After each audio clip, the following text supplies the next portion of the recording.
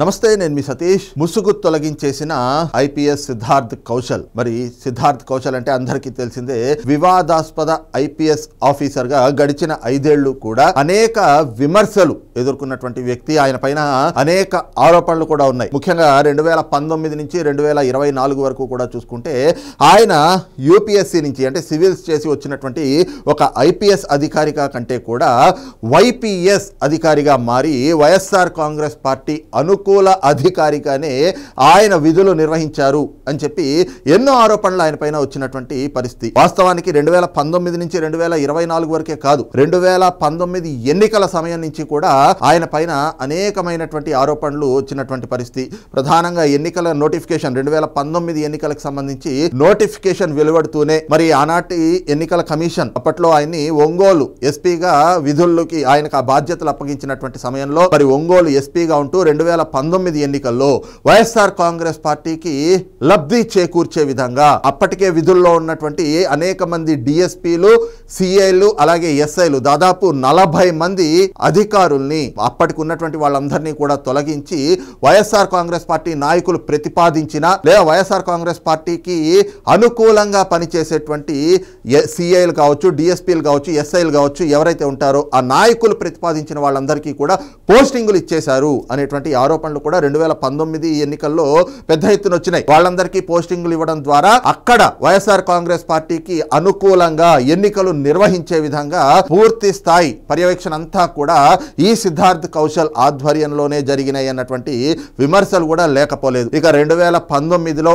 YSR Congress party అధికారంలోకి వచ్చిన తర్వాత ఇదే సిద్ధార్థ్ కౌశల్ కి అనేక కీలకమైనటువంటి బాధ్యతలు, పదవులు కూడా కట్టబెట్టినటువంటి పరిస్థితి. ముఖ్యంగా చూస్తే మొదట కృష్ణా జిల్లా ఎస్పీగా, కమిషనర్ గా ఆయనకి బాధ్యతలు ఇచ్చారు. ఆ సమయంలోనే మనం చూసాం ఆయనకు ఉన్నటువంటి ఆ సోషల్ మీడియా పబ్లిసిటీ అనేటువంటి, మరి దాన్ని పిచ్ అంటారా వెర్రంటారా అది పక్కన పెడితే, సోషల్ మీడియాలో పబ్లిసిటీ చేయించుకోవాలి అనేటువంటిది, దాని ద్వారా ఒక ఫేమ్ పొందాలి అనేటువంటి అదో రకమైనటువంటి ఆలోచన. ఐపీఎస్ అధికారిగా ఉంటూ వాస్తవంగా చేయాల్సిందేమిటి? ప్రజలకు సేవ చేయాలి. నిస్వార్థంగా సేవ చేస్తే ప్రజలే మెచ్చుకుంటారు, ప్రజలే పబ్లిసిటీ ఇస్తారు. కానీ ఈ సిద్ధార్థ్ కౌశల్ మాత్రం ఏ అంశం చేసినా ప్రతి దాన్ని కూడా ఆయన వీడియోలు తీయించుకోవడం, ఫోటోలు తీయించుకోవడం, పబ్లిసిటీ చేయించుకోవడం, అదంతా కూడా ఆయనకు అదో సరదా. మరి ఆ రకంగా అక్కడ విజయవాడ కమిషనర్ గా ఉన్నటువంటి సమయంలో కూడా అనేక విమర్శలు ఎదుర్కొన్నటువంటి పరిస్థితి. ఆ తర్వాత కడప జిల్లా ఎస్పీగా కూడా ఆయనకి బాధ్యతలు అప్పచెప్పారు. కడప జిల్లా అంటే అందరికీ తెలిసిందే, జగన్మోహన్ రెడ్డి గారి సొంత జిల్లా. మరి ముఖ్యమంత్రిగా ఆయన ఉంటూ సిద్ధార్థ్ కౌశల్ కి మరి అక్కడ ఎస్పీగా బాధ్యతలు ఇచ్చినటువంటి సమయంలో ముఖ్యమంత్రి గారి జిల్లాలో ఉంటూ మరి ఇదే సిద్ధార్థ్ కౌశల్ ఒక ఐపీఎస్ అధికారిగా ఉంటూ ఎక్కడా కూడా ఎలాంటి పక్షపాతం లేకుండా పారదర్శకంగా విధులు నిర్వహించాల్సినటువంటి వ్యక్తి మరి ఆ రోజున ప్రత్యర్థి పార్టీ నేతల్ని ఏ రకంగా ఇబ్బందులకు గురి చేశారు, ఆ పార్టీ కార్యకర్తల్ని, ఆ క్యాడర్ ని ఎలాంటి వేధింపులకు గురి చేశారు, ఏ రకంగా కేసులు పెట్టించి లేకపోతే గనక ప్రతిపక్షాలు అనేటువంటి వాళ్ళని అణిచివేయడానికి మరి అధికార పార్టీకి ఒక అస్త్రం లాగా తయారైనటువంటి వ్యక్తిగా కూడా పేరు పొందారు. అదే సమయంలో ఈయన ఒక ఐపీఎస్ కాదు, ఈయన ఒక వైపీఎస్ గా మారిపోయాడు సిద్ధార్థ్ కౌశల్ అనేటువంటి విమర్శలు కూడా ఆనాడు ప్రతిపక్ష పార్టీల నుంచి వచ్చినటువంటి పరిస్థితి. ఇక కడప జిల్లా ఎస్పీగానే కాకుండా డీజీపీ కార్యాలయంలో కూడా ఈయనకి కొన్ని కీలకమైనటువంటి బాధ్యతలు అప్పచెప్పారు. అయితే ఈయనకి ఇచ్చినటువంటి బాధ్యతలన్నీ కూడా రాజకీయ పదవులకి లేదంటే గనక రాజకీయానికి కొంత దగ్గరగా ఉండేటువంటి పదవులు, అవి చాలా సున్నితమైనటువంటి పదవులు. అలాంటి బాధ్యతలన్నీ కూడా సిద్ధార్థ్ కౌశల్ కి అప్పగించటం, మరి ఆయన వాటన్నిటినీ కూడా ఆనాడు అధికారంలో ఉన్నటువంటి పార్టీకి ఎంతో మేలు చేకూర్చే విధంగా, లబ్ధి చేకూర్చే విధంగా వ్యవహరించారు అనేటువంటి ఆరోపణలు కూడా పెద్ద ఎత్తున వచ్చినటువంటి పరిస్థితి. అయితే ఏదైతే 2024 ఎన్నికలు మరి ముగిసిన తర్వాత మరి కూటమి ప్రభుత్వం అధికారంలోకి వచ్చిన తర్వాత కూడా ఈయనకి ఏదైతే గనక డిఐజీనో ఏఐజీనో ఈయనకు ఒక పదవిని ఇచ్చారు. ఆ పదవినిచ్చి లా అండ్ ఆర్డర్ కి సంబంధించి ఈయన ఆ విధులు నిర్వహిస్తా ఉన్నారు. కాకపోతే అది పెద్ద ప్రాధాన్యత ఉన్నటువంటి పదవి కాదు అనేటువంటి అభిప్రాయాలు కూడా కొంతమంది నుంచి అయితే గనక వ్యక్తమవుతున్నటువంటి పరిస్థితి. అయితే ప్రధానంగా ఈ సిద్ధార్థ్ కౌశల్ ఒక్కడే మరి 2019 నుంచి 24 వరకు వైఎస్ఆర్ కాంగ్రెస్ పార్టీకి లేదా ఆనాటి అధికార పార్టీకి అనుకూలంగా వ్యవహరించారా అంటే ఈయన ఒక్కడే కాదు, అనేక మంది ఉన్నారు. అనేక మంది ఇప్పటికీ కూడా కూటమి ప్రభుత్వం అధికారంలోకి వచ్చాక సస్పెన్షన్ లో ఉన్నటువంటి వాళ్ళు ఉన్నారు, కొంతమంది అరెస్ట్ అయ్యి వచ్చినటువంటి వాళ్ళు కూడా ఉన్నారు. ముఖ్యంగా చూస్తే ముంబై నటి జత్వానీ కేసులో మరి పిఎస్ఆర్ ఆంజనేయులు ఆయన అరెస్ట్ అయ్యి సస్పెన్షన్ పై ఉంటూ ఆ తర్వాత అరెస్ట్ అయ్యి మళ్ళీ బెయిల్ మీద బయటకు వచ్చారు. కాంతి రాణా టాటా కావచ్చు, విశాల్ గున్ని కావచ్చు, విజయ్ పాల్ కావచ్చు, లేదంటే గనక జాషువా కావచ్చు, ఇలాగ అనేక మంది అధికారులు మరి ఆనాడు ఐపీఎస్లుగా కాకుండా వైపీఎస్లుగా వ్యవహరించారు అనేటువంటి అభియోగాలు కూడా ఎదుర్కొంటా ఉన్నారు.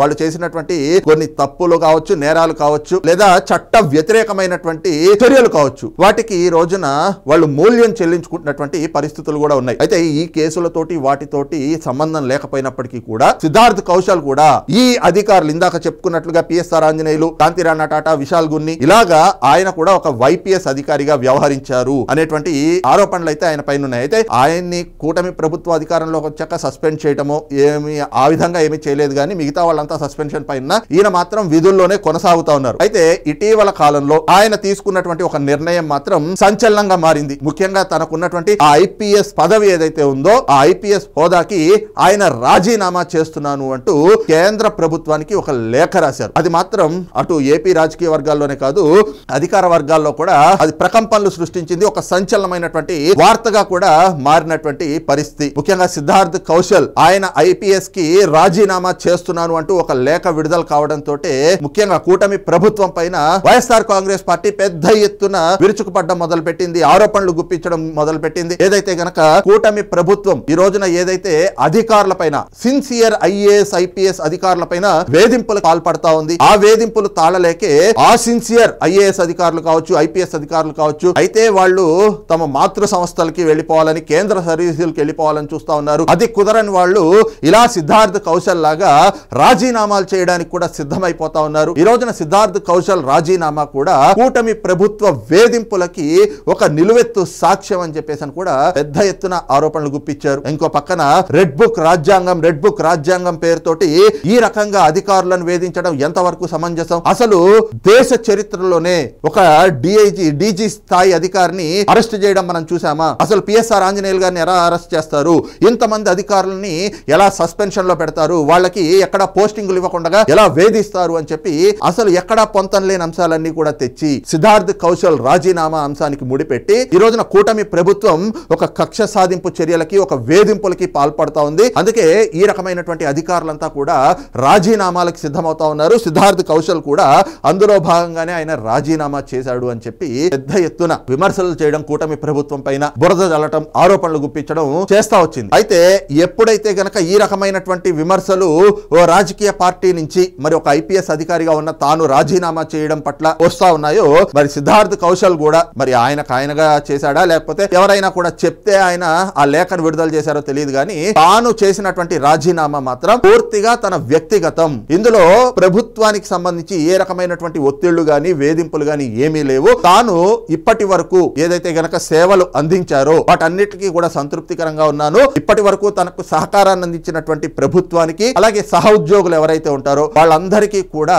ధన్యవాదాలు తెలియజేసుకుంటా ఉన్నాను. అదే సమయంలో ఇప్పటి వరకు నా ప్రయాణం అనేటువంటిది ఒక ఐపీఎస్ గా ఈ విధంగా సాగింది. ఇక రాబోయేటువంటి రోజుల్లో మరొక కొత్త అవతారంలో, అంటే ఒక కొత్త మార్గంలో ప్రజలకు సేవ చేసేందుకు నేను ముందుకు వస్తాను అంటూ ఆయన ఒక లేఖ విడుదల చేశారు. అప్పుడే ఒకంత అందరికీ కూడా స్పష్టత వచ్చేసింది. అయితే ఏదైతే గనక సిద్ధార్థ్ కౌశల్ గారు ఆయన పొలిటికల్ ఎంట్రీ ఇవ్వబోతా ఉన్నారా, అందులో భాగంగానే ఆయన ఇప్పుడు కూటమి ప్రభుత్వం వచ్చిన ఏడాదిలోనే రాజీనామా చేయాలి అనేటువంటి నిర్ణయానికి వచ్చి రాజీనామా చేశారా? మరి ఒకవేళ పొలిటికల్ ఎంట్రీ ఇస్తే ఎక్కడి నుంచి ఇస్తారు అని చెప్పేసి పెద్ద ఎత్తున చర్చలు జరుగుతున్నటువంటి క్రమంలోనే ఈ రోజున సిద్ధార్థ్ కౌశల్ రాజీనామాకు సంబంధించి ఒక సంచలనమైనటువంటి అంశం కూడా బయటకు వచ్చింది. ప్రధానంగా చూస్తే సిద్ధార్థ్ కౌశల్ మరి ఆయన ఐపీఎస్ కి రాజీనామా చేస్తున్నా అంటూ ఆయన ఏదైతే కేంద్రానికి ఒక లేఖ రాశారో, కేంద్ర ప్రభుత్వం కూడా సిద్ధార్థ్ కౌశల్ రాజీనామాని ఆమోదించింది. సహజంగా అయితే ఒక ఐపీఎస్ అధికారో, ఒక ఐఏఎస్ అధికారో తమ ఐఏఎస్లకి రాజీనామా చేస్తున్నామంటే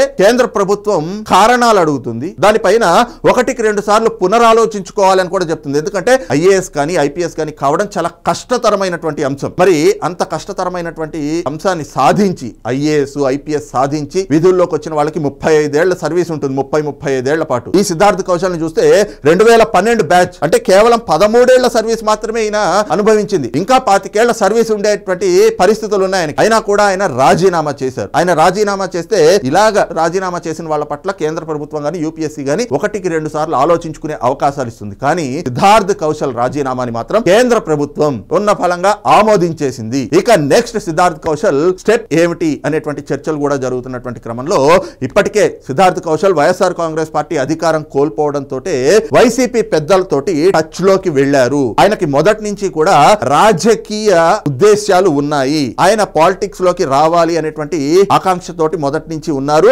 అందుకే 2019 నుంచి 2024 వరకు కూడా అప్పుడు ఉన్నటువంటి అధికార పార్టీకి మరి కొమ్ము కాసే విధంగా ఆయన విధులు నిర్వహిస్తూ ఏదైతే గనక చట్టాలని ఉల్లంఘించి నిబంధనలను అతిక్రమించి వ్యవహరించారు అనేటువంటి ఆరోపణలు ఉన్నాయో ఇప్పుడు ఆ ముసుగు తొలగిపోతా ఉంది. ఈ రోజున కేంద్ర ప్రభుత్వం సిద్ధార్థ్ కౌశల్ రాజీనామాని ఆమోదించడంతో ఇక నెక్స్ట్ సిద్ధార్థ్ కౌశల్ అతి త్వరలోనే వైఎస్ఆర్ కాంగ్రెస్ పార్టీ నుంచి ఆయన పొలిటికల్ ఎంట్రీ ఇచ్చేటువంటి అవకాశాలు, ఎందుకంటే అది ఒక స్పష్టతకు వచ్చి ఆయన పొలిటికల్ ఎంట్రీ అనేటువంటిది కూడా అతి త్వరలోనే జరగబోతా ఉంది. ఇక సిద్ధార్థ్ కౌశల్ ఏదైతే ఇంతకాలం మరి ఆయన ఒక ఐపీఎస్ అధికారిగా మరి ప్రజలకి ఎక్కడా కూడా ఇబ్బందులు లేకుండా ఉండేలా చూస్తున్నా అంటూ ఆయన వివిధ ప్రాంతాల్లో వివిధ కీలక పదవుల్లో బాధ్యతలు నిర్వహిస్తున్నటువంటి సమయంలో మరి ఆ సోషల్ మీడియా వేదికగా లేదంటే గనక వేరే వేరే మార్గాల ద్వారా టీవీ ఛానళ్లకు ఇంటర్వ్యూలు ఇచ్చుకుంటూ ఆయన ఏదైతే పబ్లిసిటీ ఇచ్చుకుంటూ వచ్చాడో దానంతటినీ కూడా ఈ రోజున వైఎస్ఆర్ కాంగ్రెస్ పార్టీకి వినియోగించడానికి ఉపయోగిస్తా ఉన్నాడు. అందులో భాగంగానే ఇప్పుడు తనకు ఉన్నటువంటి ఆ ముసుగును తొలగించి ఇక రాజకీయ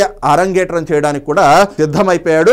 ఇక కేంద్ర ప్రభుత్వం నుంచి కూడా ఒక క్లియరెన్స్ వచ్చింది. ఆయన రాజీనామాకి ఆమోదం దొరికేయడంతో ఆయన రాజీనామా అనేటువంటిది ఆమోదం పొందడంతో ఇక ఆయన రాజకీయ అరంగేట్రమే తరువాయి. మరి నిజంగానే సిద్ధార్థ్ కౌశల్ వైఎస్ఆర్ కాంగ్రెస్ పార్టీ నుంచి రాజకీయ అరంగేట్రం చేయబోతా ఉన్నారా? Political entry YSR Congress party నుంచే ఉండబోతా ఉందా? మరి సిద్ధార్థ్ కౌశల్ అడుగులు ఏ దిశగా పడబోతా ఉన్నాయి? ఇప్పుడు కేంద్ర ప్రభుత్వం తీసుకున్నటువంటి ఈ సంచలనమైనటువంటి నిర్ణయం ఏదైతే సిద్ధార్థ్ కౌశల్ ని ఆయన చేసినటువంటి రాజీనామాని ఆమోదించిందో మరి దీని తర్వాత సిద్ధార్థ్ కౌశల్ అడుగులు ఎలా ఉండబోతా ఉన్నాయనేటువంటిది కూడా ప్రస్తుతం ఏపీ రాజకీయ వర్గాల్లో పెద్ద ఎత్తున చర్చనీయాంశంగా మారినటువంటి పరిస్థితి. మరి ఈ అంశం పైన మీ అభిప్రాయం ఏమిటనేటువంటిది కూడా కింద కామెంట్ సెక్షన్ లో మెన్షన్ చేయండి. Thank you.